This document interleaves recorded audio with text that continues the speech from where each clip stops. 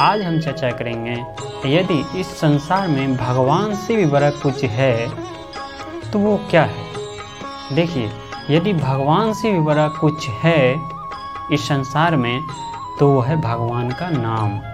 इसलिए कहते हैं राम से बड़ा राम का नाम, राम से बड़ा राम का नाम। भगवान से भी बड़ा अगर कुछ है इस संसार में तो वो है भगवान का नाम। ठीक उसी प्रकार यदि भगवान के डर से भी बड़ा कोई डर है तो है भगवान की माया। वो है भगवान की माया, क्योंकि ये माया भगवान से हमें दूर कर देने में सक्षम है। क्योंकि देखिए ना, जहाँ तक कि हम बात करेंगे कि ये माया जो है, माया हमें भक्ति पथ से पथभ्रष्ट और विमुख कर देने में भी सक्षम है।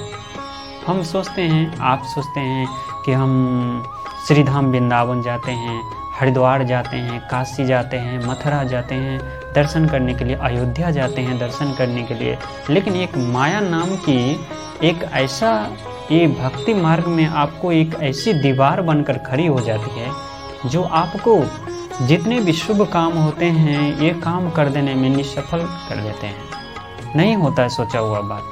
हम सोच रहे हैं, आप सोच रहे हैं कि चलते हैं श्री धाम वृंदावन से दर्शन करके बिहारी जी का दर्शन करके आते हैं।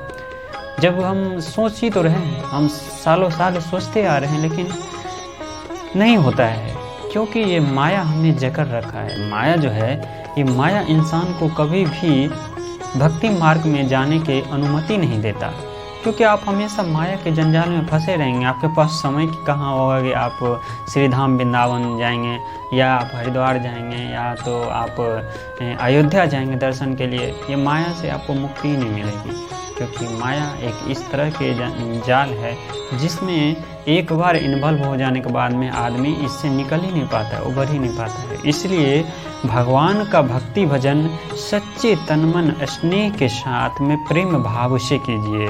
ये भगवान ही, ईश्वर ही आपको, श्रीमन नारायण ही आपको इस माया जाल से मुक्त कर सकते हैं। और आपके मन में जो है कि हम श्री धाम वृंदावन जाएं, बिहारी जी का दर्शन करें, अयोध्या जाएं, श्री रामचंद्र जी का दर्शन करें, हरिद्वार जाएं, काशी जाएं, तो आप जाने में आपका मनोकामना पूर्ण होगा, क्योंकि ईश्वर ही इस माया के जाल से आपको मुक्त कर सकते हैं और आपका सही मार्गदर्शन कर सकते हैं। इसलिए भगवान की भक्ति प्रेम भाव से, सच्चे प्रेम भाव से निरंतर करते रहना चाहिए और विश्वास रहना चाहिए। यदि आप पे भगवान पे विश्वास नहीं है और भक्ति किए ही जा रहे हैं आप, तो इससे कोई फ़ायदा नहीं हो। सबसे पहले होती है विश्वास करना। भगवान पे विश्वास कीजिए और सच्चे तन मन धन से भगवान की भक्ति कीजिए, जिससे कि आप इस माया जाल से निकल पाएंगे और भक्तिमय वातावरण का आनंद ले पाएंगे। जैसा कि आप श्री धाम वृंदावन में जाएंगे तो आप श्री धाम वृंदावन में जाइए,